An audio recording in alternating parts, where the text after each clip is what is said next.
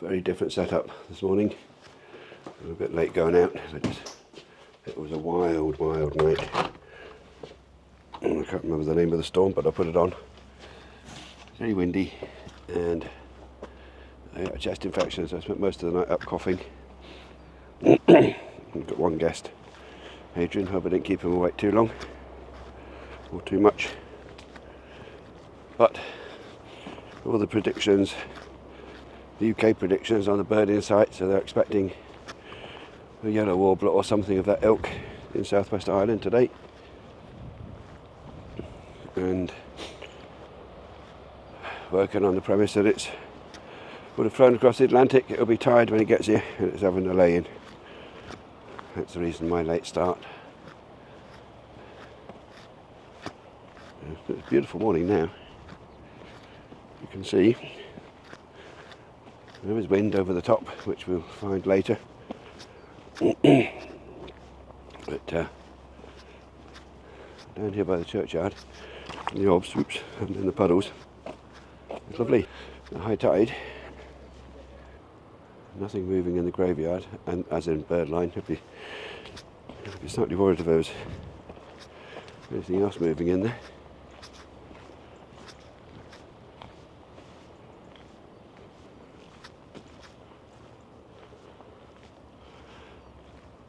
But I have my camera, the big camera, whether that's going to show that or not. Over the shoulder, which generally means I'm not going to see anything. But live in hope.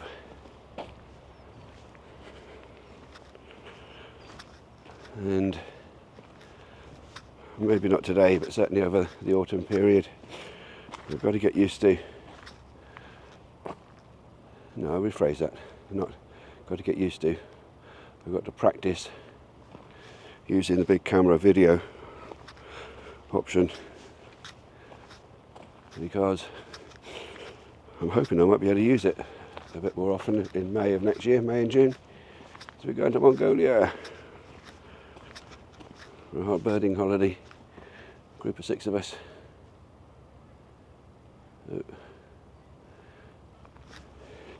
This little camera is DJI, as good as it is, and it is good, I love it. 2 ravens having a juvenile chasing mummy or dad. Yes, but I love this little DJI Pocket 3. It's not much good for taking videos of birds at any distance, and I haven't figured yet how to, or if at all possible, how to view it through the telescope.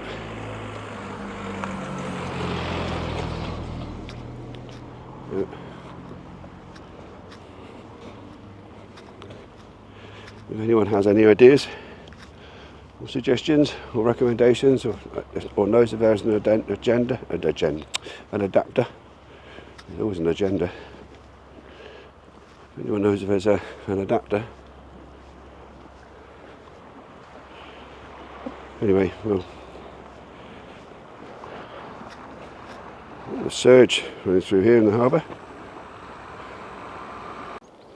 You wouldn't have thought there would have been a massive storm last night. It's far too hot. Hardly a passerine moving, a couple of robins and a dog.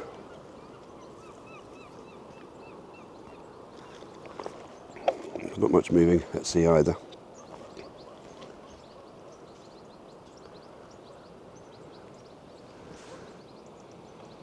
It all must be happening at the lake. Excuse me.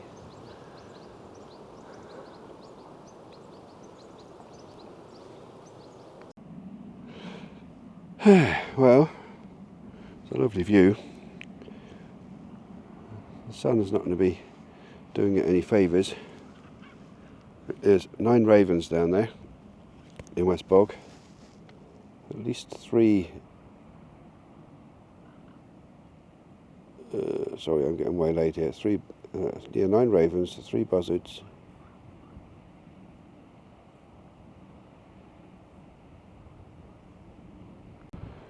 I got my heart going for a little bit. The ravens were harassing one of the buzzards it must be just the night, but the buzzard looked like it was all black. So I can't think what else it would be other than light affected. Bootio, bootio. Still no sign of the yellow warbler, but it's a beautiful day to be looking for one.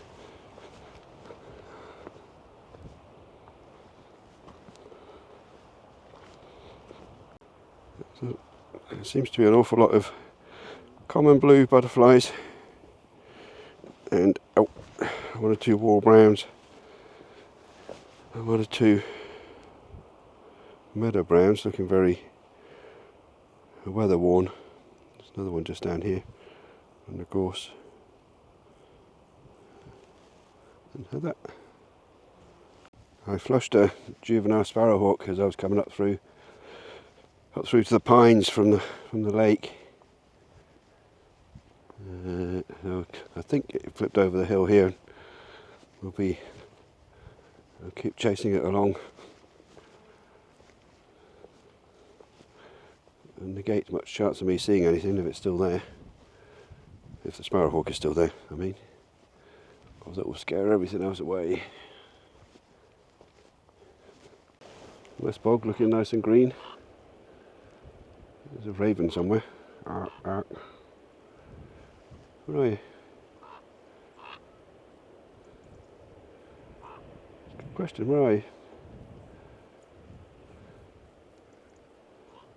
There goes a buzzard. A buzzard.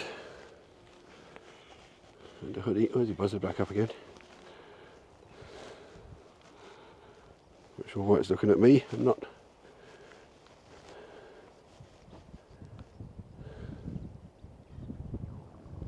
Not where it's supposed to be looking.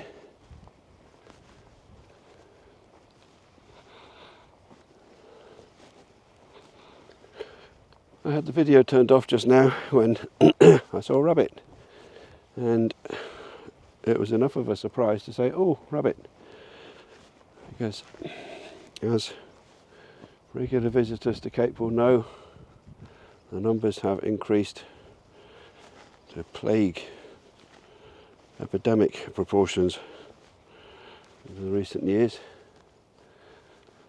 But as short a time as maybe 2 months ago, we had a start of an outbreak of myxomatosis, and now to see a live rabbit, is a rarity, sadly. Sadly for the rabbits, there's a hell of a way to go.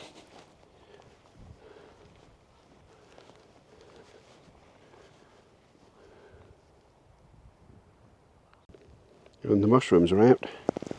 They're all looking very storm blown, weather beaten. I look forward to having many a wild mushroom omelette or mushrooms on toast for the next month or two. Well, there's not even a willow warbler up here, let alone a yellow warbler.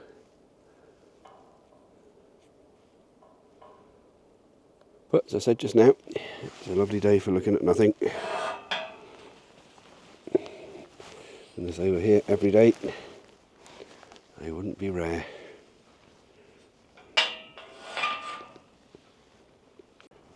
And now it's back to the bird obs to make up 3 beds. Family coming in tomorrow for one night. It's empty on Sunday. Woo-woo. And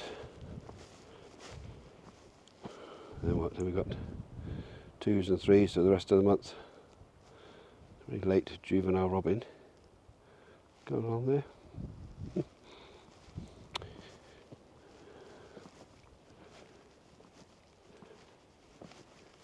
But yeah, another beautiful morning on Cape.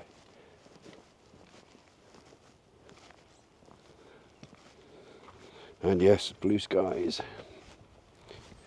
It certainly was not yesterday, it was horrendous last night.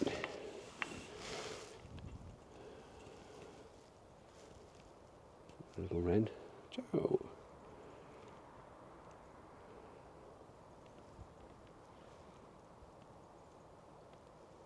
There's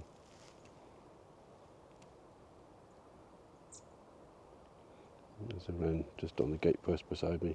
Are you gonna? No, you're not gonna stay there.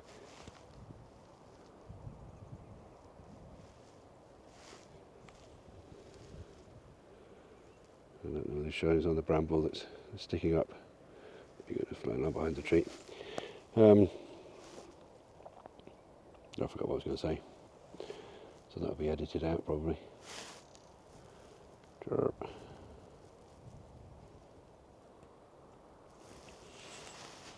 I think that's a butterfly. Check to make sure there's not a little bird flying along there.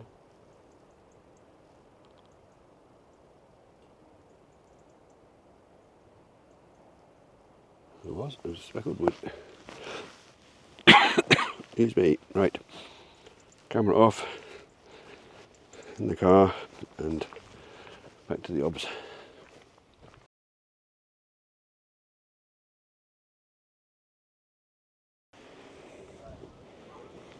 A lovely little bit of work by Siobhan and Peter. Very pretty. And nicely painted by Siobhan as well.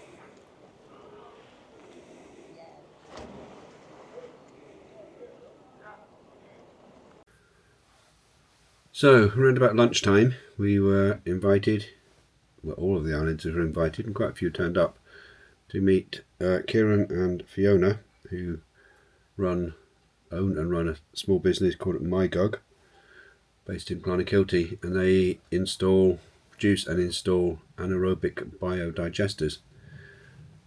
And we've had one put in the process of being put in on Cape, up on the waste, and they invited us up to have a look at what they're doing and discuss it, and I have to admit I was amazed. And I would recommend you go onto their website, which is mygug.eu, mygug.eu, and have a look. It's amazing what they're doing all over. I've only just browsed it very quickly, but all over West Cork. Yeah. Anyway, I'm gonna pass them on to you now. Other way around, I'm going to pass you on to them and show you what we talked about this afternoon. And Kieran is the inventor of the GUG, and I think Fiona is the manager of the GUG. CEO. CEO, yes, exactly. So do you want to just tell us about your invention and how exciting it is? My GUG is a micro-scale anaerobic digester. We think it's the smallest fully automated anaerobic digester in the world, and it's specifically for food waste. And the beauty of anaerobic digestion compared to composter is that it can take all types of waste. It can take liquid waste, it can take cooked waste, it can take cooked meat and dairy. So you can put it all in, and then the beauty as well from it is that you get it's a liquid system. So when you put the food waste in, it comes out in liquid form, and the fertilizer is absolutely amazing for putting on your veg and if you're into growing. And then also you get an energy source from it. So you're converting the food waste into a form of energy that you can then use for cooking. So it has all these amazing benefits, and it creates what we call a micro-circular economy. Okay.